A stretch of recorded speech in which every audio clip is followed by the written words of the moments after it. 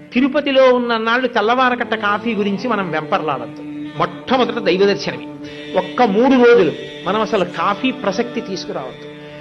తెల్లవారి లేస్తూ తిరుమలలో ఉన్న నాళ్ళు మనం తెల్లవారకట్ట 4 గంటల వరకు నిద్రపోవడం, లేకపోతే మనకి ఏదో 300 రూపాయల టికెట్ ఉంది, అర్చనానంతర దర్శనం ఉందని లేవడం కాదు. ప్రతిరోజు 3 అయ్యేటప్పటికి లేచి బయటికి వచ్చి కూర్చుందాం. స్వామి సుప్రభాతం వినపడుతుంటుంది. ఆ సుప్రభాతాన్ని కళ్ళు మూసుకుని మనసా ఆనందిద్దాం.